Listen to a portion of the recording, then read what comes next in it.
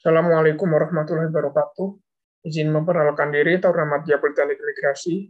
Nama Muhammad Iqbal, NRT 2018-148101. Kali ini saya akan mereview book chapter dari kelas hukum C yang berjudul Isu Kontemporer Keimigrasian. Dan saya akan mereview tentang subbabnya, yaitu peran imigrasi dalam proses ekstradisi.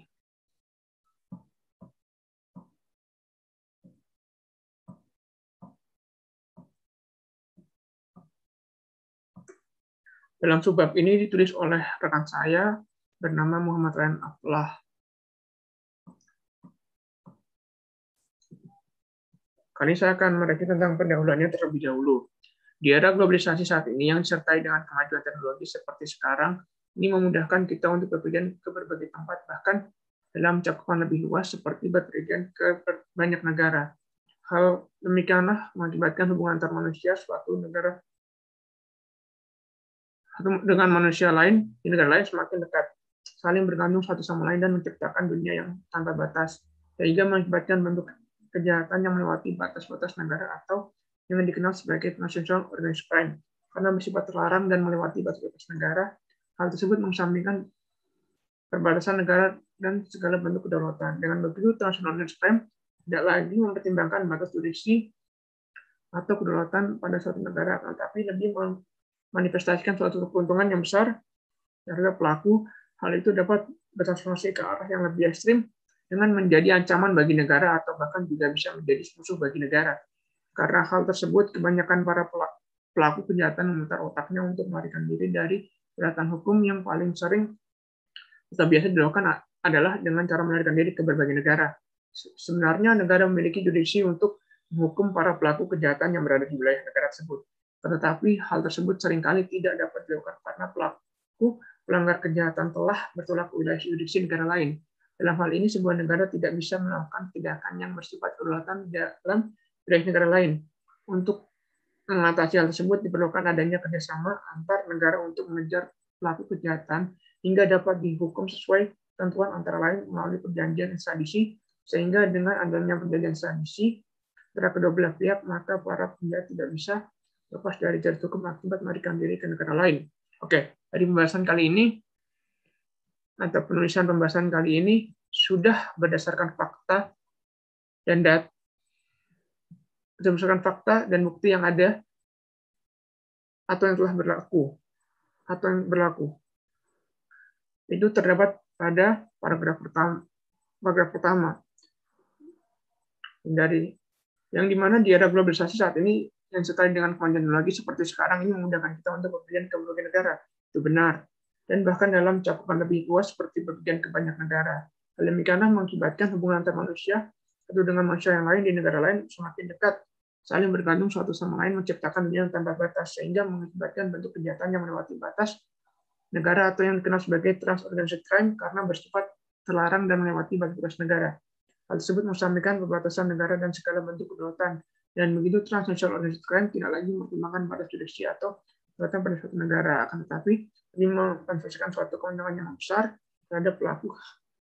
Hal itu dapat bertransformasi ke arah yang lebih ekstrim dengan menjadi ancaman bagi negara, dan bahkan juga bisa jadi musuh bagi negara. Itu dia faktanya, bahwa sesungguhnya di globalisasi semuanya menjadi mudah, sehingga kejahatan pun juga pasti akan berkembang. Contohnya adalah kejahatan transnational organized crime.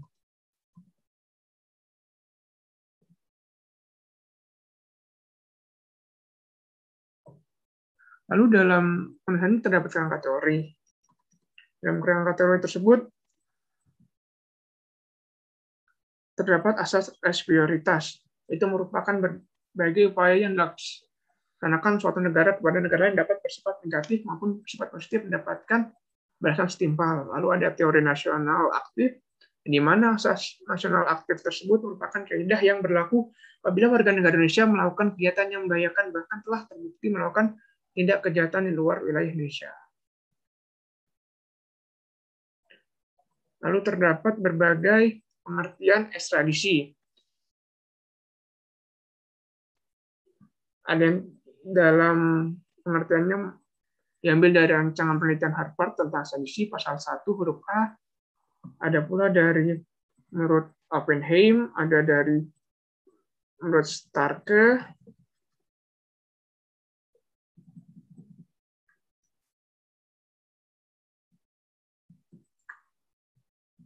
setelah itu kita akan membahas ke pembahasannya.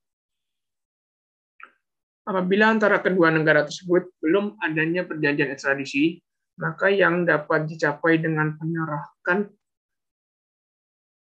para pelaku kejahatan berdasarkan asas prioritas. Dalam konsep asas tersebut, rescued state atau negara yang diminta memiliki niat baik pada rescued state atau negara peminta, agar di masa yang akan datang dapat melakukan hal serupa kepada rescued state atau negara yang diminta. Penyerahan pelaku kejahatan dengan asas prioritas dapat dilakukan dengan beberapa syarat, yaitu belum adanya perjanjian ekstradisi antara kedua belah pihak. Dalam penyerahan pelaku kejahatan tersebut, kedua negara tidak melarang dalam undang-undang ekstradisi karena berdasarkan asas prioritas. Dan yang terakhir, adanya requesting state atau negara peminta melakukan permintaan ekstradisi kepada requested state atau negara yang diminta. Negara-negara seperti Kolombia, Jepang, Korea, bahkan Indonesia merupakan negara yang memperlakukan asas resiprositas atau di dalam undang-undang ekstradisinya. Hal itu diperbolehkan tanpa adanya perjanjian ekstradisi karena dalam peraturan Indonesia memperbolehkan. Dengan hanya berdasarkan atas adanya hubungan baik antara negara lain dengan Indonesia, dan apabila kepentingan negara menghendakinya, maka itu diperkenankan. Berikut merupakan perkara yang berhasil diselesaikan oleh Indonesia pada kasus pemulangan Nasaruddin dari Kolombia tanpa adanya perjanjian ekstradisi.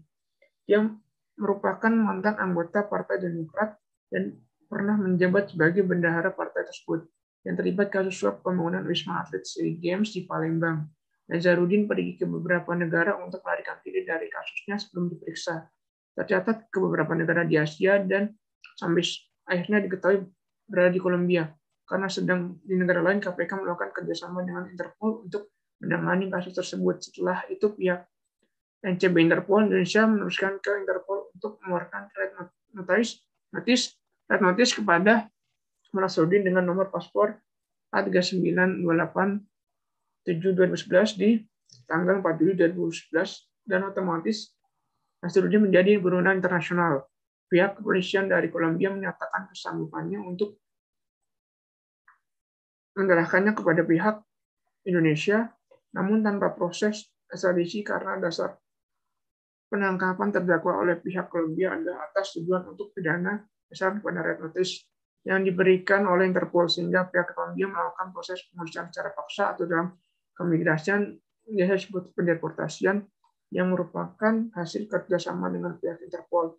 Jika berkaca pada kasus tersebut, dapat disimpan bahwa meski belum adanya perjanjian ekstradisi di antara kedua belah pihak, namun Nasaruddin bisa dipulangkan secara paksa ke Indonesia dan menjalani proses kehukuman di Indonesia, meskipun tanpa proses ekstradisi. Tetapi Interpol mengeluarkan red notice dan pihak Kolombia sangat kooperatif dalam penanganan kasus tersebut. Atas dasar asas timbal balik inilah, maka diharapkan bahwa Indonesia memiliki kewajiban yang sama tidak ada kasus tersebut di masa depan terhadap Kolombia. Lalu peran imigrasi dalam proses ekstradisi. Imigrasi memiliki wewenang yang luas untuk melakukan pengawasan kepada seluruh warga negara Indonesia dalam hal pengajuan paspor orang yang keluar atau masuk ke Indonesia, juga bagi warga Indonesia yang di luar negeri. Adapun yang dapat dilakukan oleh imigrasi yaitu memberikan masukan pada rapat antar kementerian atau lembaga untuk menetapkan ekstradisi dengan memberikan dan data warga negara asing yang akan meminta ekstradisi dari negara lain atau warga Indonesia atau WNI yang dimintakan ekstradisi ke Indonesia, melakukan proses pendeportasian warga negara WNA dalam rangka ekstradisi atau pemberian exit permit only, pengawasan dan pemeriksaan dalam proses kedatangan luar negeri atau kedatangan dari luar negeri hingga memasukkan dalam daftar cekal yang menemukan kasus TPI dan sistem Interpol koordinasikan dengan pihak polisian. Namun kemenangan imigrasi juga bisa dibatasi, salah satunya petugas imigrasi tidak dapat melakukan pengawasan lapangan secara langsung karena terbatas oleh jurisdiksi suatu negara. Batas-batas wilayah yang telah ditetapkan dan diatur oleh hukum internasional membuat hak istimewa imigrasi tidak berlaku di luar negeri, sehingga apabila terdapat pelanggaran atau penyalahgunaan dokumen perjalanan maupun dokumen pemeriksaan terhadap warga Indonesia di negara lain, pemeriksaan melakukan melalui perjanjian bilateral multilateral, baik yang diatur maupun yang belum diatur. Jadi dapat dikatakan bahwa imigrasi tidak begitu menyumbang andil yang besar dalam proses pelaksanaan ekstradisi sampai orang yang diekstradisi tiba dan diadili di Indonesia. Imigrasi hanya bertindak sebagai supporting system, yaitu lebih kepada memberikan informasi keberadaan pelaku yang akan diekstradisi ini kepada Interpol atau instansi yang terkait. Lalu dalam Undang-Undang Nomor 1 Tahun 1999 terdapat ayat bahwa permintaan untuk penanganan disampaikan oleh pejabat pulang di negara pihak meminta pada Kepala Kepolisian Republik Indonesia atau Jaksa Agung Republik Indonesia melalui Interpol.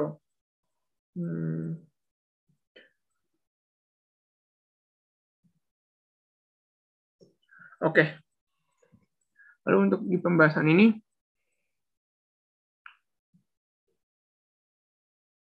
belum terlalu sesuai dengan topik yang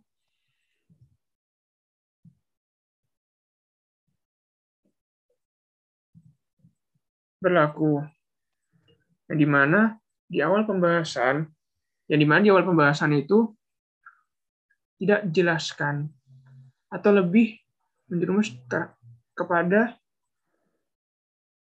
deportasi, bukan ekstradisi. Lalu untuk bab pembahasan ada ditambahkan tentang peran imigrasi dalam proses ekstradisi. Bisa cocok dengan bab yang berlaku, tetapi saya merasa kurang cocok. Itu pendapat saya, dikarenakan di sini peran imigrasi tidak terlalu penting atau tidak terlalu besar dalam proses ekstradisi. Jadi ini tuh hanya menjelaskan tentang peran imigrasi secara sempit tentang ekstradisi, bukan secara luas. Berarti bisa saja judul yang digunakan seharusnya bukan peran imigrasi dalam proses ekstradisi.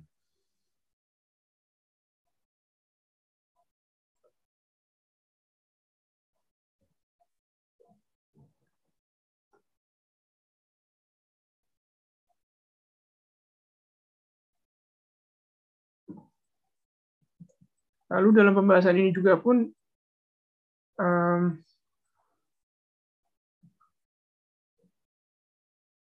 berdasarkan tentang fakta dan bukti yang ada, seperti imigrasi tidak terlalu berperan penting atau tidak terlalu besar andilnya dalam proses ekstradisi di Indonesia. Hal tersebut lebih kepada proses pendeportasian di Indonesia, peran imigrasi seperti itu. Lalu untuk pemberian nama-nama di Interpol dan sebagainya, itu adalah berdasarkan bukti. Itu benar-benar peran imigrasi sebatas seperti itu saja dalam proses ekstradisi di Indonesia.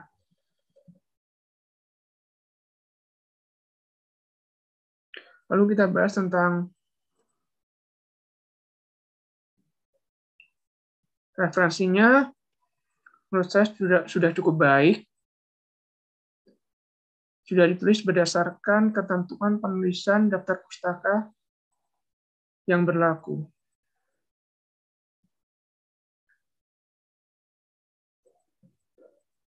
Lalu untuk waktunya tidak begitu up to date ya. Tidak begitu up to date.